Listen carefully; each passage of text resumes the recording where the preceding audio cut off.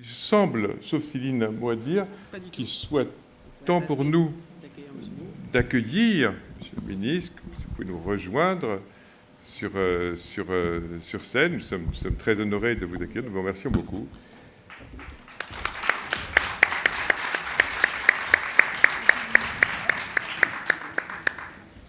Et nous vous laissons la parole. Bien, bonsoir à toutes et à tous. J'espère que mon arrivée n'a pas écourté vos propos respectifs. Je voudrais bien sûr vous saluer, vous dire le plaisir qui est le mien que de participer à la clôture de ce premier forum dont Lynn Cohen-Solal, que j'ai le plaisir de retrouver, en avait suggéré l'idée lors de son rapport sur la mode. Et je pense que c'est une rencontre extrêmement intéressante, fruit d'un long travail collectif qui a à la fois réuni les services ministériels, les fédérations professionnelles. Et comme j'avais eu l'occasion de le faire lors de la remise des diplômes de l'IFM, je voudrais profiter de mon expression devant vous pour rappeler à la fois la place qu'occupe le secteur de la mode dans l'industrie, parce que lorsque l'on parle de l'industrie, on a toujours le sentiment qu'on parle de mécanique, alors même que les secteurs industriels sont très diversifiés et que, pour ce qui concerne le secteur de la mode, il participe de manière tout à fait significative à l'économie française. Les grandes marques de la mode, le luxe français, sont bien sûr, chacun le sait, des emblèmes de notre pays. Ce sont des éléments de rayonnement aux quatre coins du monde, mais c'est aussi un élément, bien sûr, important de créativité. Mais ce qui est moins visible, ce sont tous ceux qui contribuent à l'ensemble de la filière, de l'amont textile vers l'aval et la distribution des produits, avec des emplois qui se trouvent finalement répartis sur tout le territoire national, dans beaucoup de nos régions, des tanneries en Rhône-Alpes, aux manufacturiers des Pays de la Loire, aux industriels du Nord, et je pourrais, comme cela, multiplier les exemples. Ce qui est parfois peu connu, ou peut-être peu reconnu, c'est l'importance économique de votre secteur. L'industrie de la mode, c'est une incroyable réussite économique, 150 milliards d'euros de chiffre d'affaires, dont 33 milliards à l'export. Sa valeur ajoutée est de 36 milliards d'euros, soit un niveau comparable à d'autres secteurs dont on parle parfois beaucoup. Je pense à des secteurs industriels comme l'agroalimentaire, et alors même que nous avons des enjeux en termes d'emploi également, puisque votre secteur se traduit par près d'1 million d'emplois directs et indirects répartis sur tout notre territoire. Alors, oui, la filière aujourd'hui fonctionne, et si elle fonctionne, c'est d'abord, bien sûr, grâce à vous. Mais vous le savez peut-être plus que moi encore, réfléchir à une filière, c'est réfléchir à son avenir. Milan, New York, Londres sont de rudes concurrentes, et la pénurie de main-d'œuvre est aussi un élément criant dans certains métiers. Et donc, il nous faut, ensemble, réfléchir, préparer vos différents secteurs aux mutations qui ne sont pas seulement technologiques, qui affecteront, nous le savons tous les métiers d'art, du luxe, mais aussi les modifications des grands marchés, les évolutions des attentes des clients, les méthodes, l'environnement, la vente et la distribution des articles. Tout ceci est aujourd'hui mouvant et nécessite que nous puissions réfléchir ensemble à développer les meilleures réponses, les meilleures coopérations et les meilleurs services. Mon ministère est à votre disposition, bien évidemment, pour travailler avec votre filière. Nous le faisons de manière tout à fait appuyée, car notre préoccupation, ma préoccupation, c'est bien sûr que votre secteur reste un secteur leader et que la France puisse continuer à s'appuyer sur votre réussite, de telle sorte que nous puissions ensemble, finalement, avoir un cheminement positif. Cela passe d'abord par un soutien à l'innovation. Et de ce point de vue, le ministère de l'Industrie vous accompagne. Les récentes crises ont rappelé que rien n'est jamais acquis à l'avance. La mode française est confrontée à une forme d'agressivité commerciale des acteurs anglo-saxons et même à l'émergence de nouveaux acteurs, notamment au travers du numérique. C'est pourquoi l'innovation est particulièrement nécessaire pour vous permettre à la fois de rester compétitif et pour permettre de combattre également à armes égales face à cette concurrence étrangère. Le forum d'aujourd'hui a été judicieusement nommé la nouvelle scène de la mode et fait une large place à de nouveaux et jeunes acteurs inventifs, tant en matière de création et conception, et qui développent de nouveaux modèles économiques. C'est tout le domaine que la Fashion Tech investit et qui doit être exploré. C'est pourquoi, dans le cadre de nos partenariats, nous avons souhaité que le programme des investissements d'avenir accompagne les projets innovants de votre secteur, ce que nous avons fait jusqu'à présent, en soutenant les investissements dans le domaine du textile intelligent. Je cite comme un exemple, parmi tant d'autres, le programme Connectitude porté par l'IFM en lien avec le R3 Lab, qui a réuni 5 designers, 5 entreprises textiles et 5 entreprises de la tech pour concevoir et développer des produits innovants dans le champ des textiles connectés à partir des technologies matures non textiles. Je souhaite que la prochaine phase du programme d'investissement d'avenir continue à accompagner la modernisation de votre secteur, mais en soutenant toute la chaîne de valeur.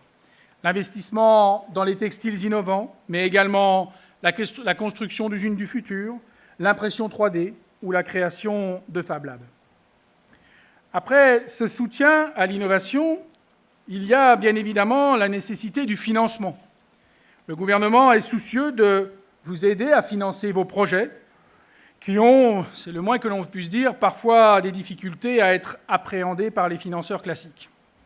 La journée d'aujourd'hui a été l'occasion de dresser le panorama des différents guichets auxquels il est possible de s'adresser. Ces guichets ont déjà, et cela est vrai, accompagné de nombreux projets de créateurs devenus aujourd'hui emblématiques et auxquels mon ministère contribue directement ou indirectement. Que ce soit l'Association nationale de développement des arts de la mode, l'Institut pour le financement du cinéma et des industries culturelles et bien sûr BPI France, qui vient de mettre en place une nouvelle catégorie de prêts à partir de ressources européennes.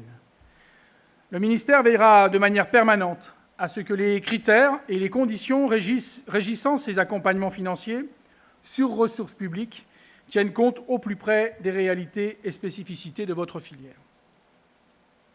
Les grandes évolutions de la filière doivent naturellement s'accompagner d'une formation des personnes à ces nouveaux métiers, mais pas seulement. Il faut également veiller à un élément extrêmement important qui est une valeur sûre pour ce qui vous concerne, c'est-à-dire le maintien des savoir-faire. La formation, c'est tout d'abord la formation des plus jeunes, avec 2 mots d'ordre, l'interdisciplinarité et le rayonnement à l'international. Un grand mouvement de rassemblement a été engagé par les instituts de formation du secteur en 2016. L'Institut français de la mode et l'école de la Chambre syndicale de la couture ont ainsi annoncé leur rapprochement. L'ENSAD avec l'Université Paris-Dauphine et Mines ParisTech ou encore l'École du Perret avec l'Université Paris-Est Marne-la-Vallée. Je forme le vœu que tous ces établissements grandissent en notoriété et bien évidemment dans les classements internationaux, témoignant ainsi de la réalité de ce que vous êtes, c'est-à-dire de la vitalité, de la qualité des enseignements et de la qualité des diplômes. De ce point de vue, nous nous attacherons à également faire avancer les questions relatives à la diplomation des élèves et à la délivrance de titres d'État par les établissements qui satisferont à des critères d'excellence académique.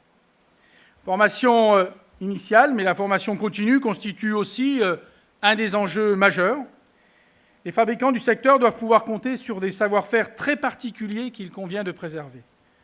Dans le même temps, il est nécessaire d'accompagner la qualification des emplois, l'adaptation des personnes à la mise en place des nouvelles techniques de l'usine du futur.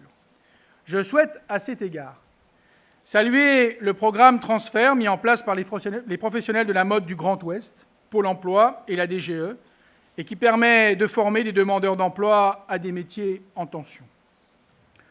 Tous ces sujets sont aussi ceux travaillés par le comité stratégique de filière Mode et Luxe, relancé en décembre 2015, sous la présidence de M. Olivier Melleriot, que je remercie pour son pilotage, parce qu'on sait que ces comités de filière ne fonctionnent que s'il y a quelqu'un qui porte, qui donne du souffle, et je crois que nous avons là un pilote tout à fait en mesure de le faire. Nous dresserons, bien sûr, un bilan, il faudra que nous regardions les avancements de travaux, et je vous donne rendez-vous au début de l'année 2017 pour pouvoir établir ce suivi.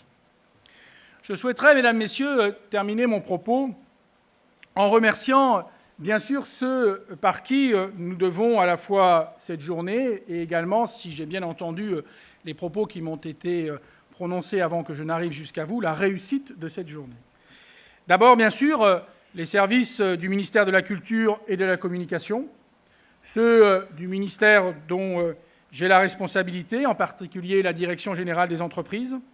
Je veux saluer, bien sûr, les fédérations professionnelles, les chevilles ouvrières de cette rencontre. Je souhaite aussi remercier le DEFI qui joue un rôle central dans l'organisation de la réflexion et des actions collectives qui l'accompagnent.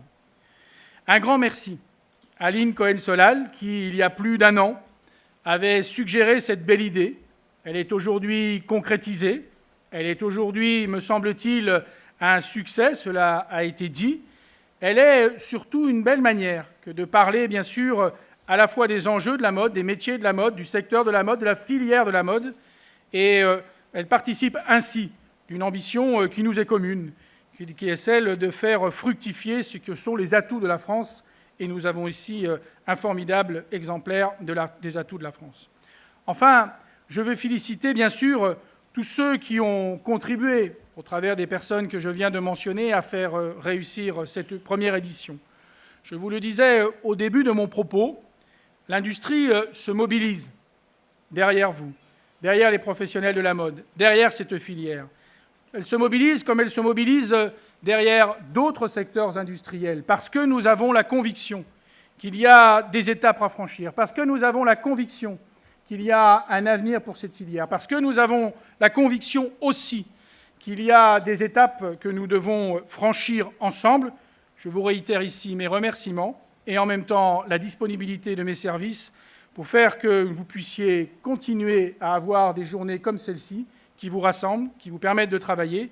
Et je sais que vous aurez à cœur, probablement, de renouveler cette initiative l'année prochaine sans doute. En tout cas, c'est le vœu que je vous formule en vous souhaitant à toutes et à tous de beaux développements au service de la mode, de beaux développements au service de notre pays. Je vous remercie.